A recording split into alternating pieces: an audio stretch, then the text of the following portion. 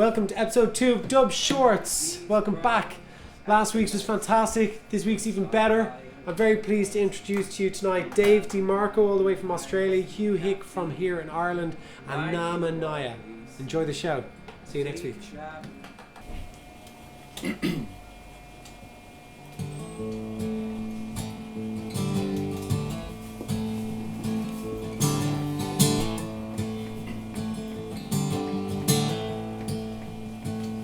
Well, I've been looking at these paintings on my bedroom wall late at night, imagining us walking through the pepperback streets of Berlin, with the dying glow in the streets of sin, climbing towards the tower, you and I,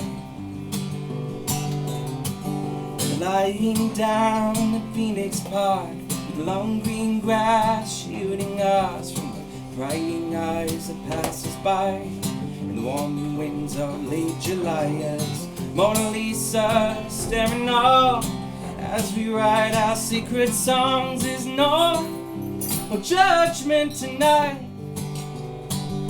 but it's a lie. These thoughts that keep me up at night. Yeah, it's a lie. This world created in my mind. Oh, no, no. Oh, you see, I've always thought that we could be modern day Romeo and Juliet, convince the world that love's still there. Nothing will come between us, no. I just wanna be the man that you could always depend on, but you're waiting for him still. In these brushstrokes I will live, and in these songs I will give it all I've got and all I've known. Whisper prayer to me alone, 'cause I don't know if I can say that I'm hopeless at these games, these cracks my pain is breaking through, I'm ready to be spoken to. 'Cause it's a lie. These thoughts that keep me up at night. Yeah, it's a lie. This world created in my mind. Oh, no.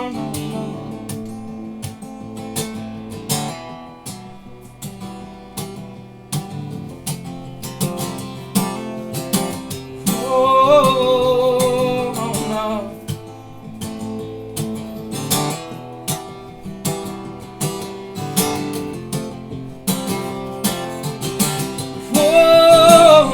Now it's a lie. These thoughts that keep me up at night. Oh, and it's a lie. This world created in my mind. It's just a shadow of real life, and it's a lie. These thoughts that keep me up at night. Oh, and it's a lie. This world created in my mind. Oh.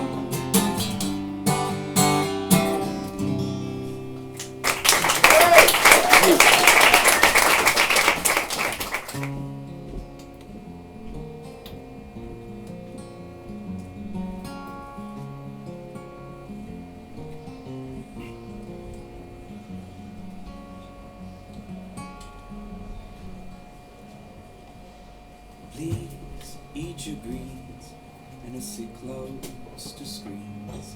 Your eyes are a means to an end, and I would be sorry if due to your hurry you were hit by a lorry, my friend, like you always say, safe travels, don't die, don't die. Safe travels, don't die, don't die.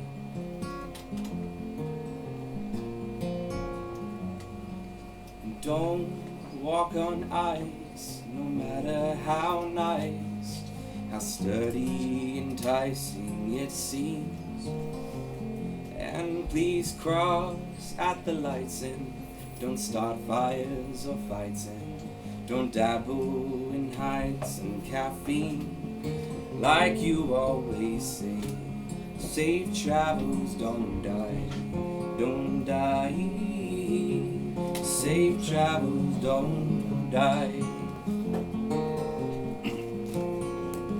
Don't you die.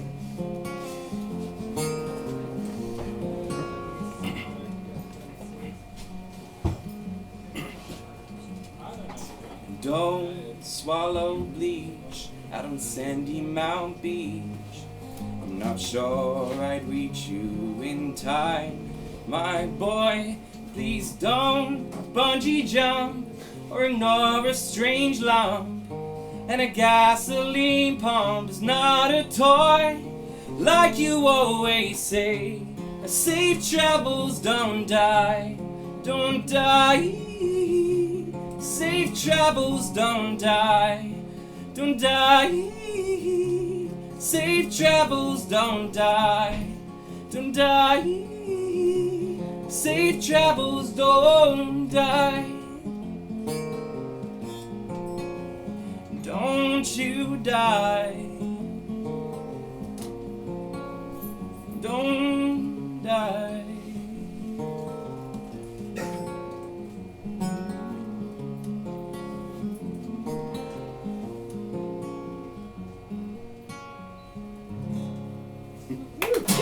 Yeah! Thank you. There is a thin tickle in my throat. I blame it on the whiskey.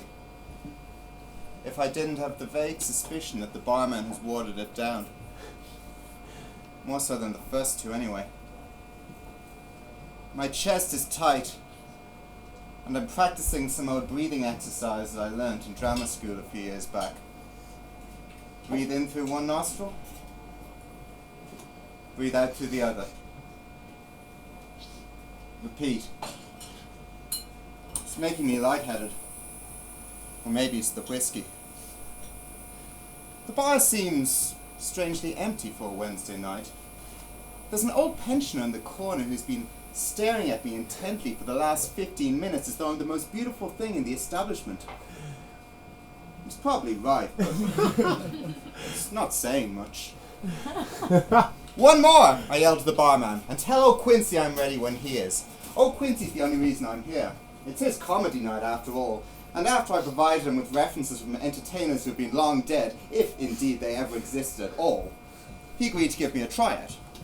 In truth, I've never even done stand-up comedy before, but having been to some of old Quincy's other nights, I'm convinced it won't put me at a disadvantage. I recall one cross-eyed English teacher from Dundrum who had the audience in stitches with hackneyed jokes about PE and private education and the curriculum and all that. Moments later, another whiskey slammed down in front of me. This one's definitely water. The pensioner stifles a giggle as he watches me examine the glass and starts humming some old Irish melody I can't quite put my finger on. Moments later, old Quincy's voice launches in, adding a harmony that I'm fairly sure was absent from the original. I turn around, and there he is by the door, brandishing his umbrella as though it was a particularly phallic microphone. I look out the window and notice it isn't raining. So you're the one who thinks he's funny, he asks. I reply that I'm undecided, but that I might as well be, as I've got nothing better to do. With that, he grabs me by the elbow and leads me up a set of stairs by the bar. The upstairs is small, intimate, sparsely populated by a small stage and an eclectic set of tables and chairs that share only one thing in common: They're all empty. Is this it? I ask. You didn't expect me to start you out in front of a live audience, did you? He laughs. You've got to work your way up. First things first, you've got to impress me. With that, he makes his way over to a table in the center of the room and sits down. For a moment, I wonder if the whole setup is an elaborate joke. Comedy does tend to be very postmodern these days. But after a few seconds, old Quincy still sat there, leering at the stage. So, I decide to play along. Have you ever heard the one about the Ethiopian garden and the Venus Schnitzel? I begin. Yes, he interjects. Continue. My first heckle. Switching tactics, I quickly delve into my grade A material, ridiculing the corporate nature of modern society and relating witty anecdotes from my youth. But old Quincy just slouches back in his chair and sighs. I try to imagine him in his underwear, but the thought is a lot more intimidating. At one point, his phone goes off. He makes no move to answer it. Would you like to get that? I ask. No. That would be rude. Continue. I'm beginning to run out of jokes. I realize now that the cross-eyed English teacher from Dundrum had made it look easy. Old Quincy's staring at the space in his wrist where a watch should be and running his other hand through his invisible hair. I'm beginning to think that my audition isn't going too well. In a last-ditch attempt to save my routine, I pull out my impersonation of a latter-day Grace Kelly operating a microwave.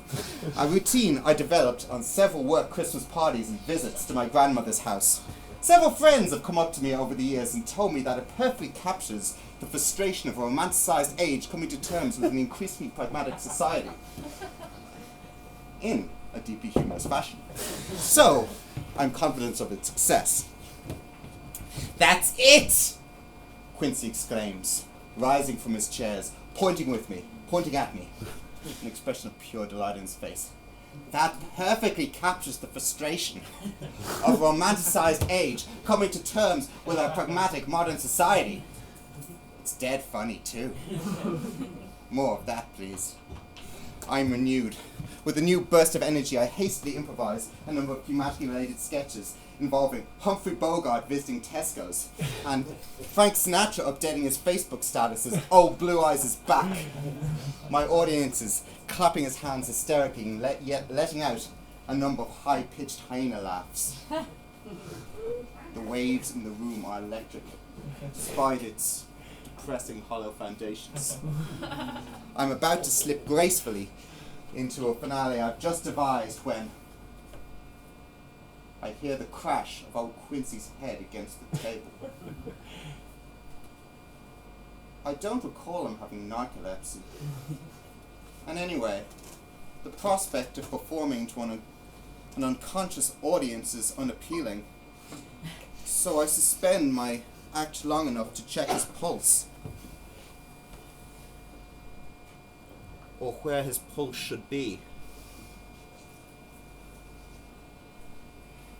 His face is contorted in an expression of pure hysteria, and his hands clasped together in a half-finished clap. At least he died happy, I think, before contemplating what the effect of being indirectly responsible for the death of my prospective employer will have on my newfound comedy career. Before I come to any conclusions on the matter, I hear a cackle come from the corner of the room and I see the old pensioner step forward.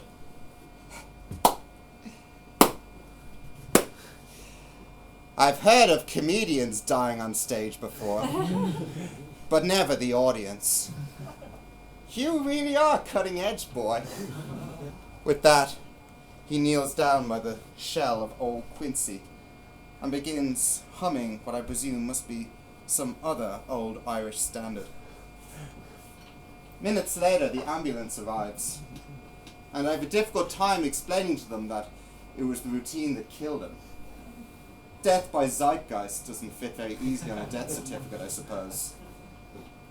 One of the paramedics asks did he have any heart problems. Only that he didn't have one, quips the pensioner, and launches into a renewed bout of cackling. The paramedic rolls his eyes and makes some remark about how everybody is a comedian these days. Start with this one, easy and slow. This one's called Seraphine.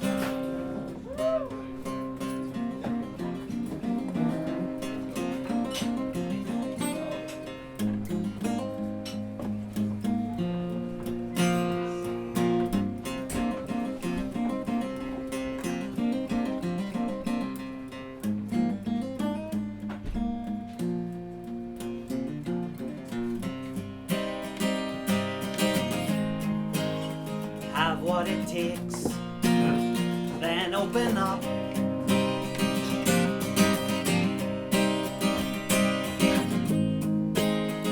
Stand alone in the night.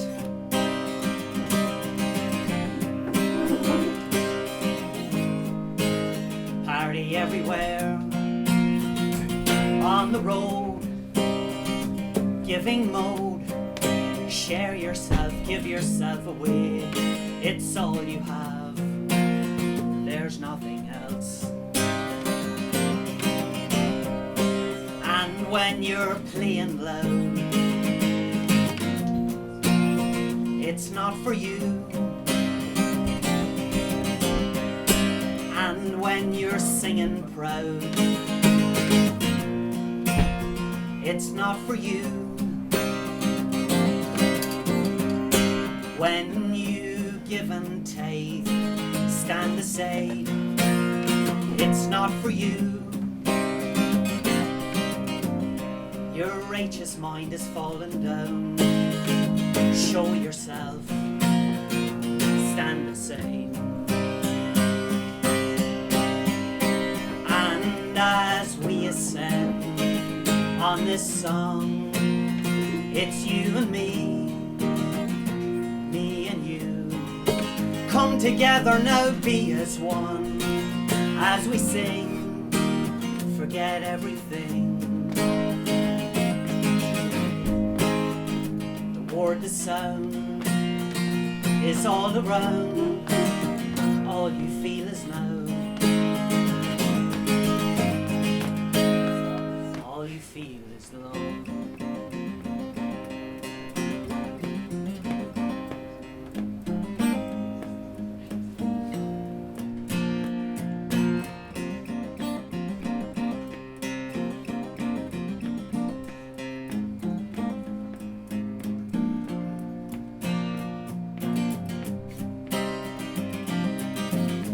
Break it down,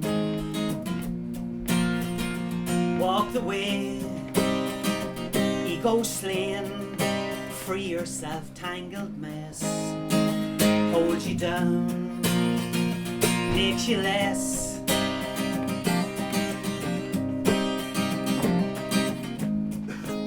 Step up, receive, feel, know, and believe. Walk the way with one and all around. Only the word, only the sound. And as we ascend on this song, it's you and me and you. Come together now, be as one. As we sing, forget everything.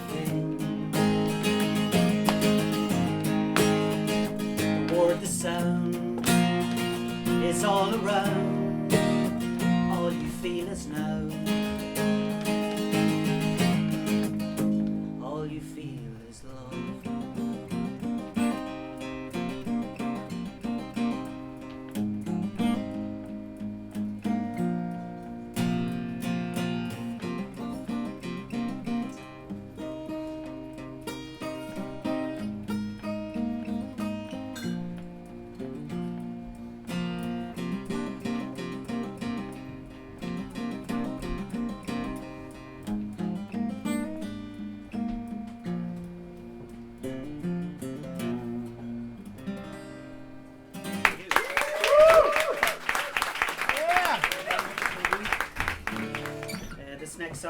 a mixture of sort of like fantasy and mythology. This one's called Pegasus. Woo!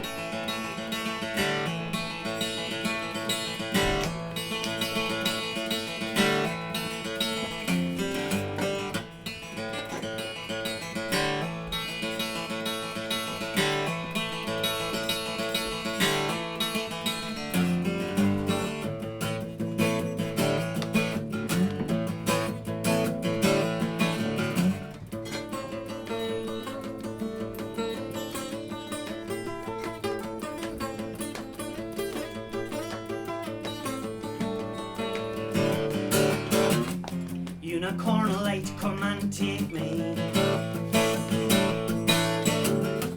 flying on Pegasus you'll be.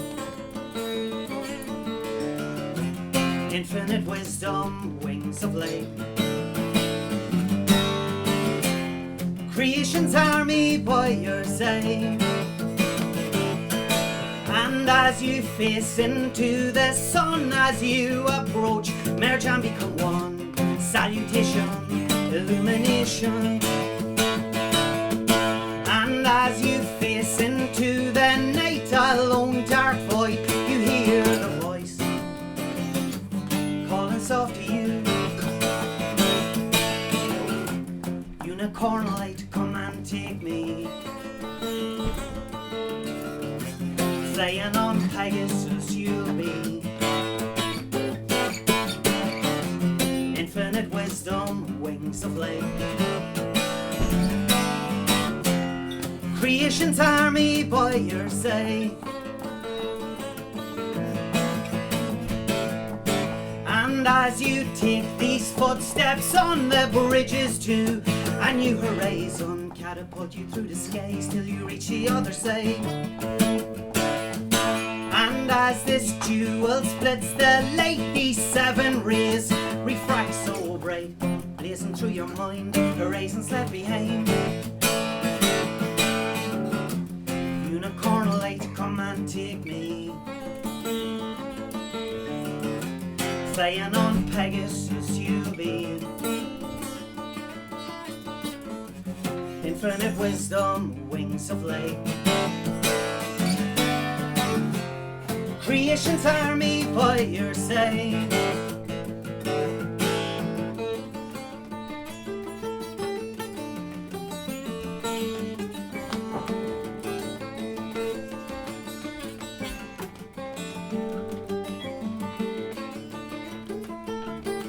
Woo!